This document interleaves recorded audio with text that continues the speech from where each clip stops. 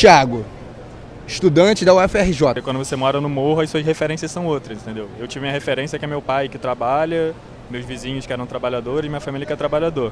Quando você mora no morro, muitas vezes a sua referência de quem tem dinheiro é quem está no crime. Então você acha, beleza, esse é o caminho mais fácil e eu vou fazer isso. Sabe qual é a característica comum de todos os presos? Qual? Todos tiveram livre-arbítrio para escolher entre o mal e o bem. Ninguém foi levado à criminalidade por causa de um determinismo. A referência da favela não é o bandido, a referência da favela são milhares de trabalhadores e estudantes inocentes que trabalham, que exercem seus ofícios de forma correta, proba, moral, acordando cedo, chegando tarde em casa e mesmo assim nunca se voltaram para a corrupção, para o tráfico de drogas, para o tráfico de armas. A referência na favela não é o bandido, e sim um trabalhador honesto. Acho que a falta de educação, a falta de caráter andam juntas. Sem educação, como está acontecendo hoje em dia, aqui no nosso Brasil, então vai ser difícil ter menos bandido também, né? Meu amigo, falta de caráter e falta de educação são coisas diametralmente diferentes. Claro. Não tem, eu posso ser sem educação e ter um caráter perfeito. Eu também posso ter uma ótima educação e um caráter imperfeito. Sim. Educação e caráter são coisas diferentes. Claro. Você pode ser uma pessoa com um caráter enorme, uma benevolência gigante, sendo que você não tem nenhuma educação, nenhuma instrução. Mas você também pode ser um grande doutor, um famigerado na sua área, contudo um caráter perverso, ruim. Entendi. Entendeu? Entendi. A educação, o colégio te ensina dramática. Português ali, literatura, matemática, mas não te ensina. Os valores estão dentro de você. É aquilo que você escolhe para seguir a ética da sua vida.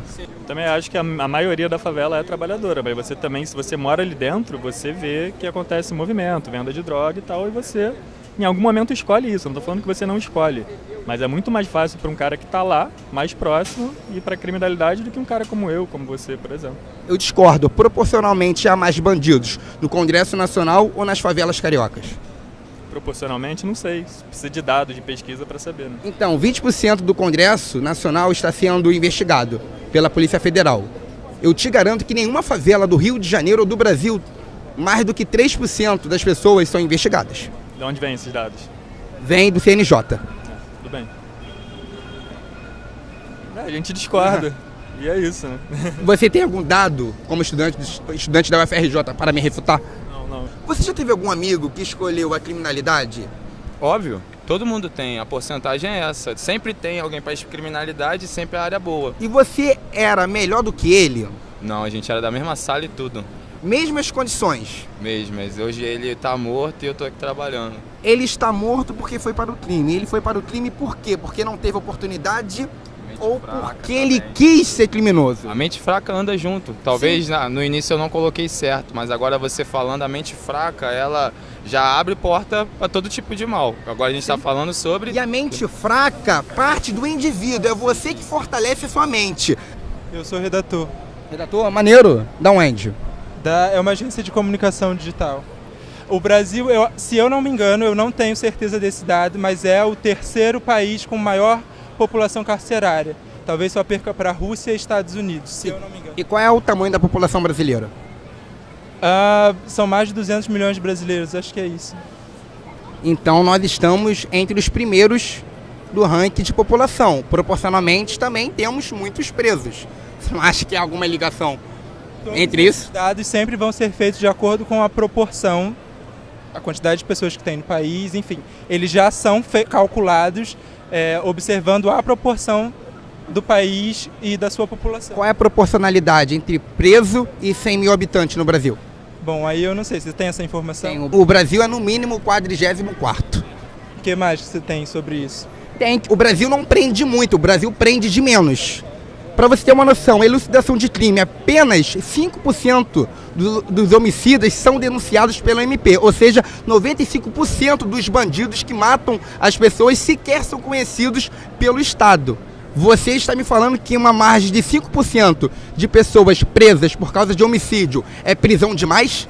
Você queria o quê? Que fosse zero? Eu não estou falando de um recorte específico. Esse recorte quem está falando é você. Então, a elucidação que mais prende é o assassinato. Se eu for te falar de roubo e lesão corporal, ninguém é preso. São mais de 1.000 assaltos para 0,5 presos. ninguém é preso. Existem duas coisas diferentes. Uma que você está dizendo é sobre a prisão efetiva de alguém, de uma pessoa. A outra questão é as pessoas que já estão presas. Esses dados que são apresentados são de população carcerária no Brasil hoje. Tá pouco. Pela quantidade de crimes que há no Brasil, poucas pessoas estão presas. Temos muitos assassinos, estupradores, pessoas estelionatários, pessoas que batem mulheres, pessoas que matam homossexuais, pessoas que matam negros, que estão soltos. O Brasil não prende muito. É uma satisfação muito grande poder debater com um doutor em contabilidade, um professor que tanto já exerceu sua profissão durante a sua carreira. Violência é uma massa esmagadora, porque não tem espaço para todos, não tem alimentos para todos, não tem governo para todos. O que vai se fazer? Desculpa, professor, também discordo, senhor, agora do seu diagnóstico, porque produção tem. O Brasil produz 10 vezes mais do que precisa para alimentar as pessoas. E o problema está na distribuição. E está na distribuição porque não temos empregos para todo. E também os bandidos atrapalham a economia brasileira. Porque você acha que é fácil um trabalhador montar uma empresa pequena, uma padaria, e o vagabundo pegar o ferro e assaltar no final da noite todo o ganho do padeiro, todo o ganho do pequeno empresário? Então não tem nada a ver com a pobreza, professor. O senhor é pobre, o senhor já falou, o senhor tem um intelecto realmente formidável, mas o senhor nunca foi bandido. E isso não tem nada a ver com a sua pobreza, isso tem a ver com a sua índole. O senhor nunca quis ser uma pessoa ruim, isso não tem nada a ver com a sua conta bancária.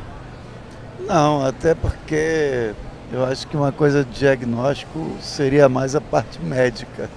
Eu sou mais financeiro, matemática, apesar de nunca tratar com tantos números na minha conta corrente. Diagnóstico é um parecer, você estudar algo e ter um parecer concreto empírico, não tem nada a ver com medicina. Não é porque a medicina utiliza o diagnóstico, é apenas uma palavra limitada à medicina, professor. E se não conta, seria apenas limitada à contabilidade, não à matemática.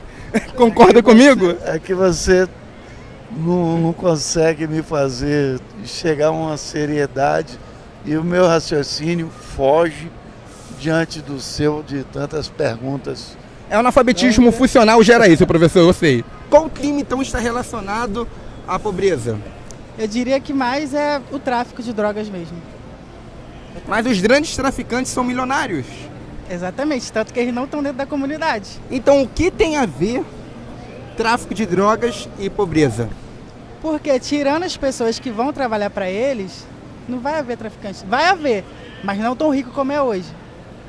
Então, mais uma vez, o seu argumento embaseia a minha conclusão, que tráfico de drogas não tem nada a ver com pobreza. Me fala, o traficante, ele é traficante porque é pobre ou porque ele quer vender uma droga ilegal e quer ganhar status na sociedade? Exatamente, ele quer ganhar dinheiro. Ele quer vender ilegalmente e ganhar dinheiro em cima disso. E o que tem a ver pobreza com isso? Nada. Você é milionário? Não. Você é muito rico? Não. Você é pobre? Sou. Você é traficante? Não. Tá vendo o exemplo? Você é o maior exemplo que tráfico de drogas não tem nada a ver com pobreza. Exatamente. Então o que tem a ver? Eu quero ser traficante ou eu quero ser pobre? Ele pode ser pobre e ser honesto. Não precisa estar no crime. Ele pode trabalhar e conseguir dinheiro assim. Então não tem nada a ver com pobreza, tem a ver com vontade dele de ser traficante. Sim. Então a pobreza não influencia a pessoa a ser bandido. Não, de jeito nenhum. Mudou o pensamento? Sim. Sim. Mate aqui então. Não havendo mais pautas, dou por encerrado. A maioria dos criminosos não são pobres, são ricos. Me convença dos seus argumentos, professor, já que o senhor é mais velho e é doutor. O Supremo Tribunal Federal está aí para comprovar que os maiores criminosos, fraudadores e tal, são ricos. O senhor mais uma vez me dá um argumento contra a sua conclusão. Olha que loucura, o senhor me deu um argumento contra a sua conclusão. Não seria melhor o senhor refutar a sua conclusão porque o seu argumento é verdadeiro? Olha só, o que estávamos falando era o seguinte: se era a falta de cultura e a falta de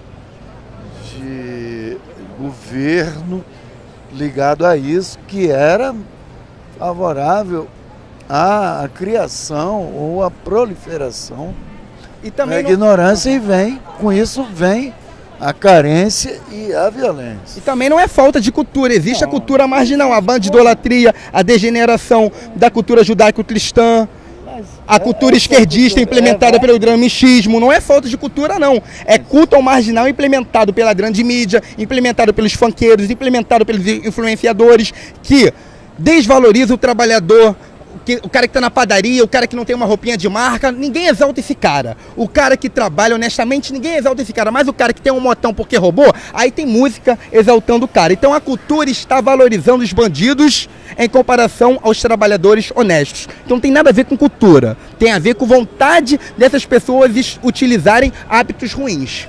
Você já veio me fazer uma questiúncula, umas perguntas, umas respostas formuladas.